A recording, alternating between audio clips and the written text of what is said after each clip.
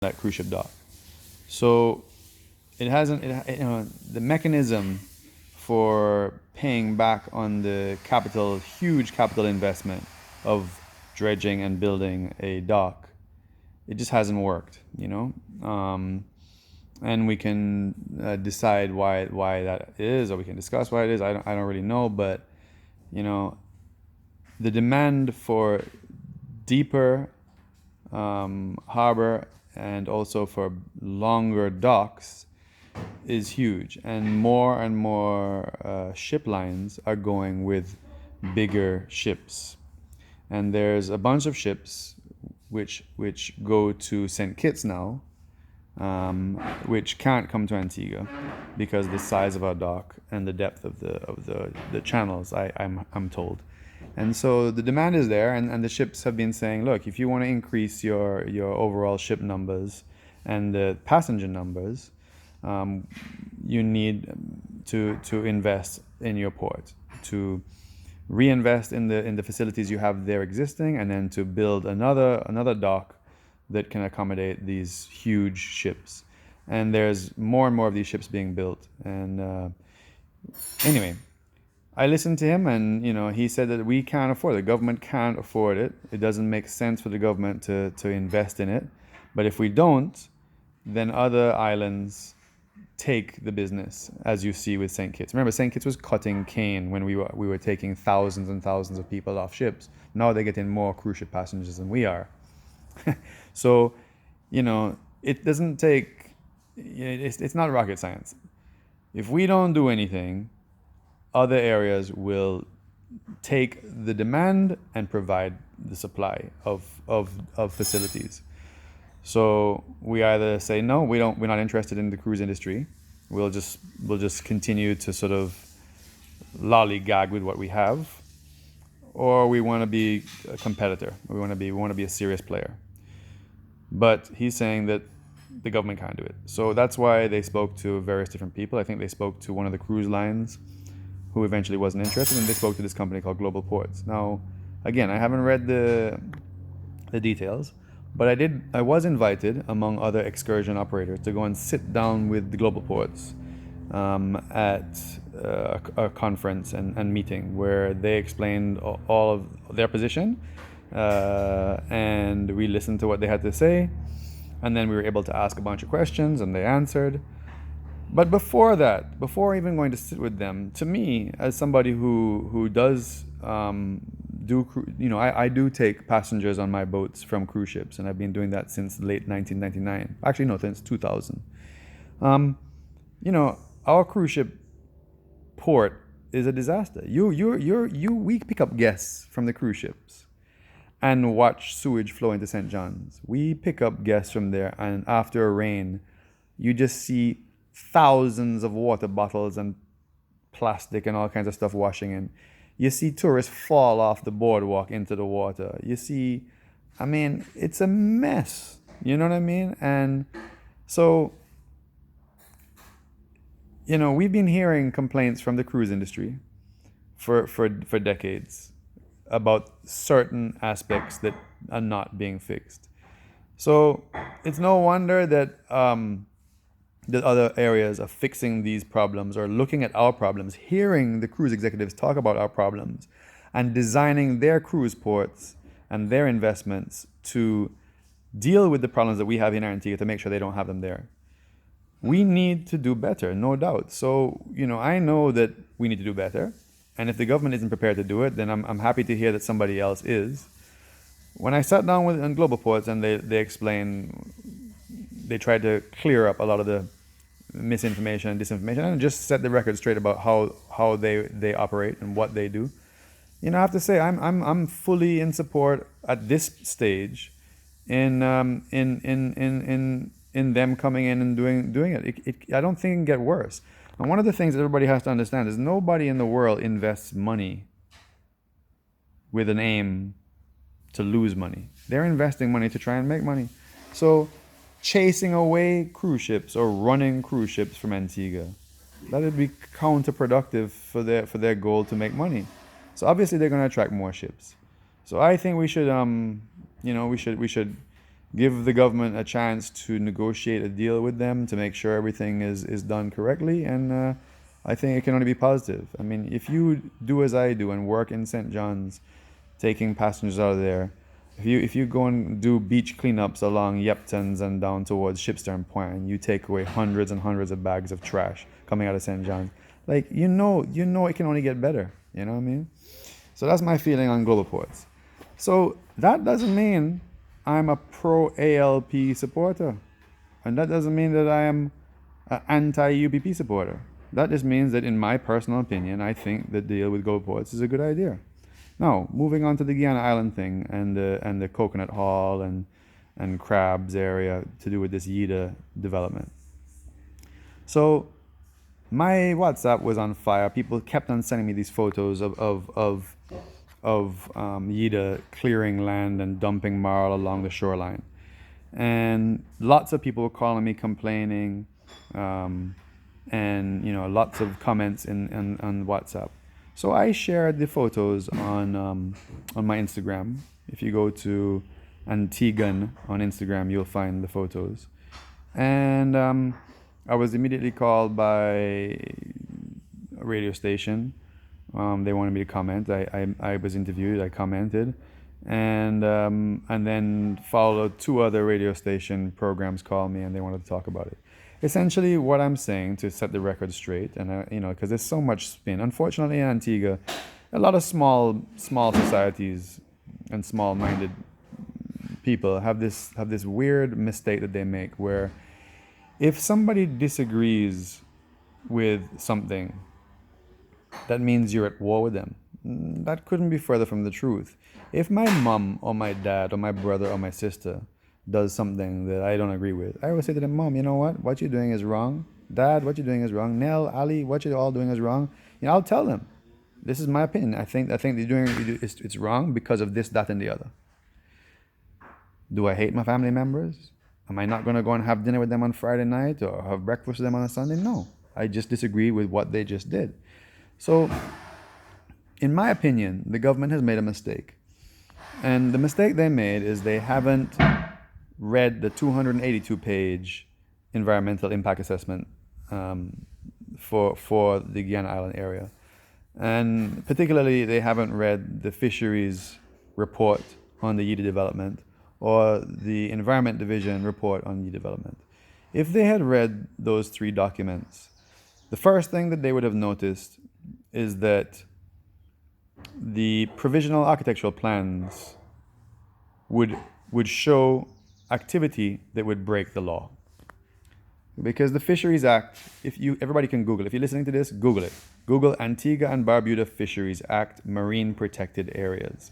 And it'll take you to the section on marine protected areas. Marine protected areas, under the laws of Antigua and Barbuda, have a very rigid set of regulations and that talk about what you can do and what you can't do within a marine protected area. And they don't talk about mangroves. They talk about flora and fauna. They talk about vegetation, shoreline vegetation. They talk about dredging. They talk about backfill. They talk about a lot of the things that are happening currently right now in Yida, in the North Sound, which are breaking those laws. Those laws are clear. Now, Cabinet apparently have said that they have spoken to the Environment Division and DCA to go and investigate the matter. Well, the Environment Division and Fisheries have already done that and have already made recommendations, which Yida now has either not read them or decided that they don't apply to them.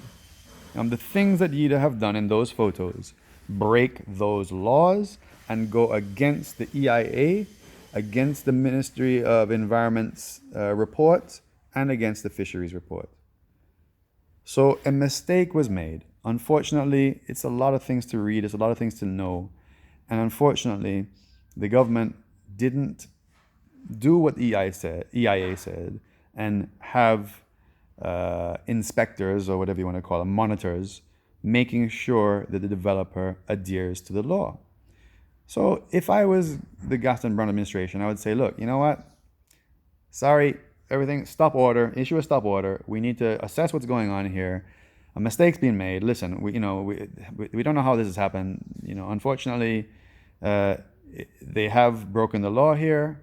There's $100,000 fine, 40,000 US. I mean, that's nothing for a multi-billion-dollar development. Let them pay the fine, and then highlight the areas of legislation and the recommendations of the Fisheries and the Environment Division and the EIA. Highlight those to the developer, sit down with the developer and say, look, these are things we need to make sure are in place going forward. That's what I would do if I was the government. Unfortunately, as is the case over and over again, anytime people like me or all those people on Instagram and Facebook and WhatsApp who are visibly and verbally upset about these photos, unfortunately, the government or some areas of the government view these people as detractors, economic terrorists, environmental fundamentalists. Today, the minister, I believe a minister, said that I was a $10 pop-up. I'm not sure what that is, but anyway. And that we are pseudo-environmentalists. The official summary written up about yesterday's cabinet meeting said that a few environmentalists, apparently we feel that we know more about the environment than the government authorities do, and that nobody cares more about the environment up there than Yida. I shared that with one of the ministers, the official summary of a cabinet that they were part of. I shared that with one of the ministers, and the minister was very surprised and said that this summary did not reflect what actually happened in cabinet. So it's a strange situation there. Nevertheless, cabinet apparently is going to go on Wednesday and have a look at this thing. And they've asked the Ministry of Environment to do what they've already done, to do it again, to make recommendations and look to see what's happened up there. So I'm happy with the government's stance right now. However, there doesn't seem to be unity. If you can have an official written cabinet summary that says something other than the summary that is being described by one of the ministers who was actually there, then something's wrong. Look, don't shoot the messenger. We are saying we the people, and not all the people. Yes, you're right. It may be a minority. I don't know.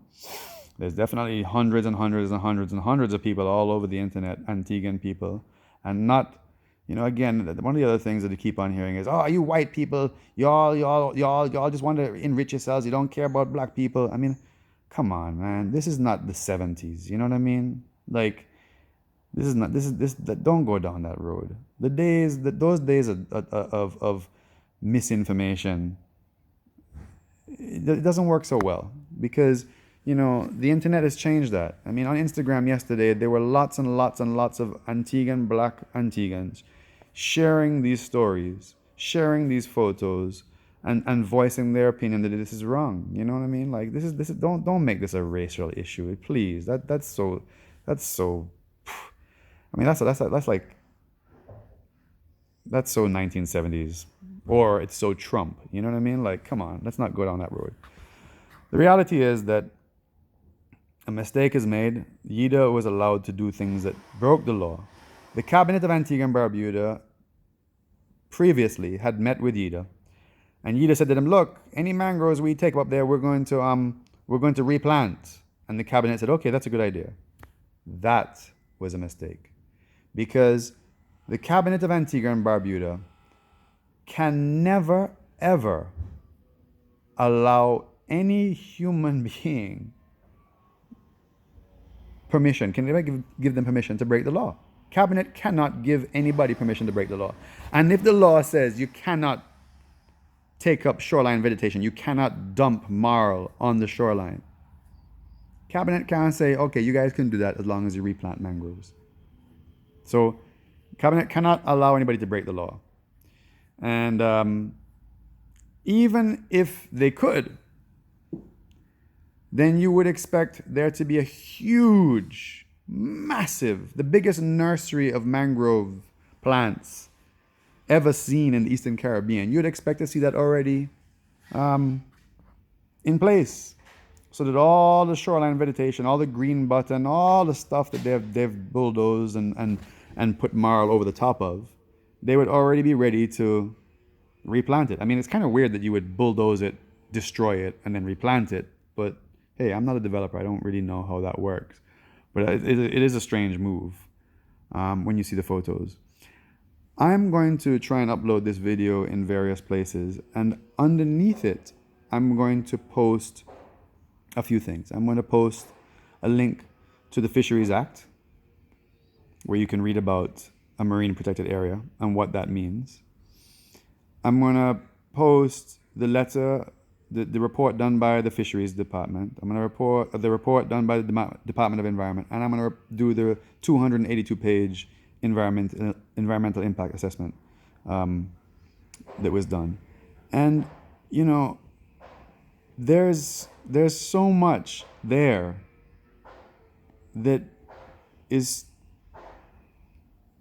clear proof when you read that stuff and you see the photos that laws have been broken. So, you know, I'm not against the government. You know, I'm actually a supporter of this government, but I can't support this. This is wrong. I haven't even talked about why it's wrong, you know, apart from just the legalities of it. And, you know, I mean, everybody, my son started watching, without him even encouraging him, he started watching the Blue Planet 2 on Netflix. And so I started watching it with him. And, you know, when you watch that stuff, when you watch Blue Planet 2 on Netflix, and then you see what's going on up there, you have to wonder if we really care about our people, and if we care about the people to come, generations to come. I don't believe we really understand what's going on up there. Anyway, I will try and post some links.